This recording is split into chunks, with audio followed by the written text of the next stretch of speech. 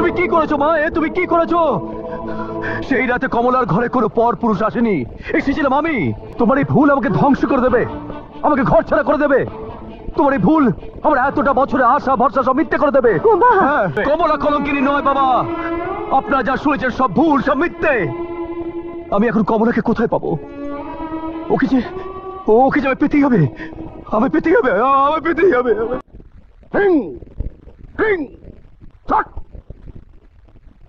দক্ষিণে শনি, পূর্বে রাহু, মধ্যে বৃহস্পতি, উত্তরে রবি। জয় গুরু। গণনা করে কি পেলেন জ্যোতিষী?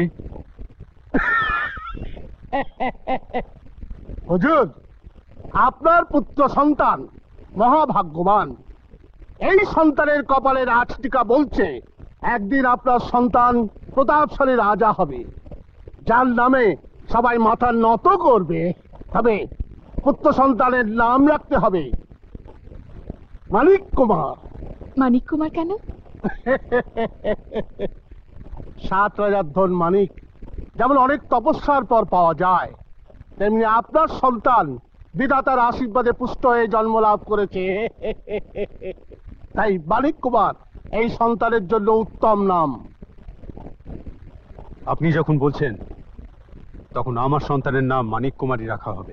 মন্ত্রী, আপনার পুত্র সন্তানের বয়স এখন 10, অথচ এই 10 বছরের মধ্যে আপনি তাকে একবারও আমার কাছে নিয়ে এলেন না কেন? মহারাজ, মানিক কুমার যথেষ্ট আত্মসম্মানের অধিকারী। বিনা নিমন্ত্রণেও কারোর সঙ্গে দেখা করতে চায় না মহারাজ।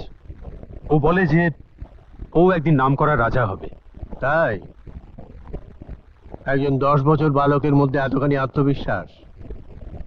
মন্ত্রী, আপনি আপনার সন্তানকে বলবেন আমি তাকে নিমন্ত্রণ জানাচ্ছি, আমি আপনার সন্তানকে দেখতে চাই। শুধু নিমন্ত্রণ করলেই আমি তোমার রাজার বাড়িতে যাব না বাবা। তোমার রাজাকে আমার কিছু শর্ত মানতে হবে।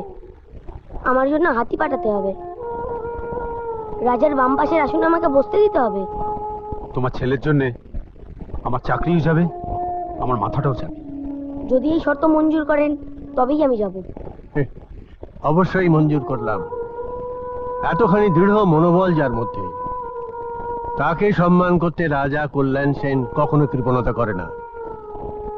আমি আপনার সন্তানকে আমার দরবারে নিয়ে আসার জন্য হাতি পাঠাবার নির্দেশ দিচ্ছি।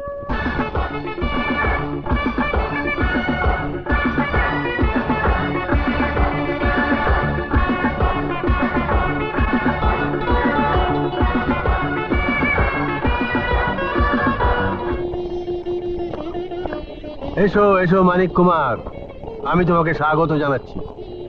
তোমার জন্য আমি আমার বাঁয়ে আসন রেখেছি, বসো।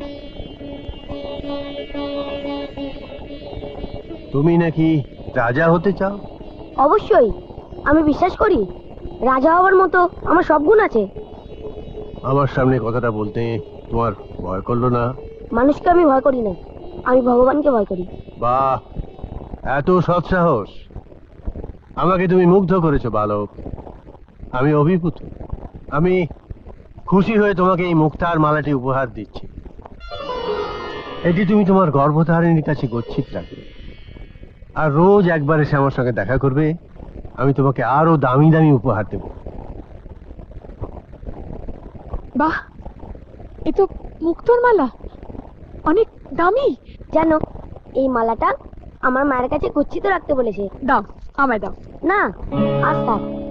জানো মা, রাজা আমাকে রোজ দেখা করতে বলেছে, বলেছে আমাকে দামি দামি উপহার দেবে। তাই? অবশ্যই দেবেন। রাজা কল্যাণ সেন কখনো মিথ্যে কথা বলেন না। তুমি রোজ যাবে। না, আমি যাব না। কেন? রাজা আমাকে লোভী মনে করবে। আচ্ছা, তোমাদের কাছে আমার দাম বেশি না উপহারের? আমি না তোমাদের সন্তান? মা, মা, মাগো, মা, মা, কাঞ্চন, মা, আমি ফিরে এসেছি মা। কাঞ্চন, কাঞ্চন, মাগো, কাঞ্চন, 12টা বছর তোর মুখটা আমি দেখিনি বাবা। 12টা বছর। মা,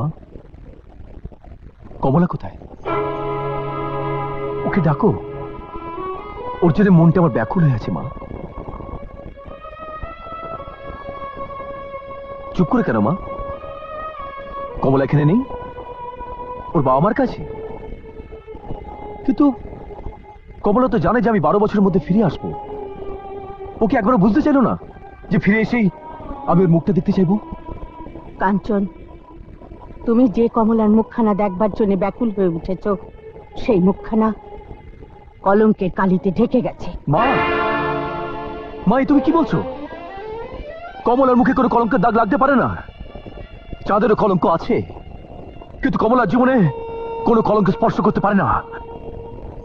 তোমার বিশ্বাস মিথ্যা হয়ে গেছে কুমার। তুমি চলে যাবার পর এক রাতে কমলার ঘরে একজন পরপুরুষ প্রবেশ করেছিল, আর সেই অপরাধে আমি অসতী কমলাকে জল্লাদের হাতে তুলে দিয়েছিলাম। এ তুমি কি করেছো মা? এ তুমি কি করেছো? সেই রাতে কমলার ঘরে কোনো পরপুরুষ আসেনি, এসেছিলাম আমি। হ্যাঁ, বাবা ভোলানাথের দয়াতে কমলার গর্ভে এই রাজ্যে বংশপ্রদীপ জ্বালিয়ে দেবার জন্য 1 বছরের পথ আমি 3 দণ্ড সময়ের মধ্যে এসেছিলাম। শুধু সময়ের অভাবে আমি তোমার সঙ্গে দেখা করতে পারিনি মা, আমি দেখা করতে পারিনি। কুমার, কুমার, আমি ভুল করেছি, আমাকে তুমি ক্ষমা করো। ভুল? তোমার এই ভুল আমাকে ধ্বংস করে দেবে, আমাকে ঘর ছাড়া করে দেবে। তোমার এই ভুল আমার এতটা বছরে আশা ভরসা সব মিথ্যে করে দেবে। কুমার! হ্যাঁ, আমি যাচ্ছি মা। না, আমার ভালোবাসা যদি সত্যি হয়, না, তাহলে কমলাকে আমি একদিন ফিরে পাবো। কমলা মরতে পারে না, কুমার, কমলা আমাকে ছেড়ে যেতে পারে না, শোনো, কুমার, আমাকে ছেড়ে যেতে পারে না কমলা, আমাকে ছেড়ে-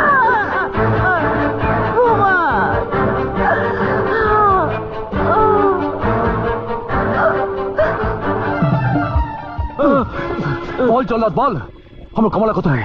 আমি তাকে বধ করিনি মহারাজ, আমি বৌরানীকে তার বাপের বাড়িতে পাঠিয়ে দিয়েছি, খ্যাতিনগর।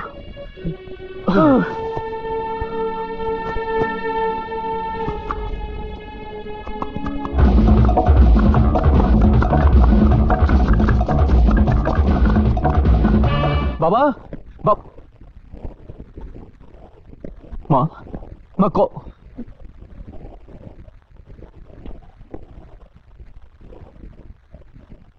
কাঞ্চন, তুমি? কমলা কোথায় বাবা? কমলাকে ডাকুন। ওই কলঙ্কিনীর খোঁজ করতে তুমি আমার কাছে এসেছো? কমলাকে আমি 11 বছর আগে তাড়িয়ে দিয়েছি। ওই কলঙ্কিনীকে কে আশ্রয় দেবে? কমলা কলঙ্কিনী নয় বাবা, আপনারা যা শুনেছেন সব ভুল, সব মিথ্যে। আমি এখন কমলাকে কোথায় পাবো? ওকে যে আমি পেতেই হবে, আমি পেতেই হবে, আমি পেতেই হবে। বাবা হয়ে মেয়ের প্রতি আমি এত বড় অবিচার করলাম?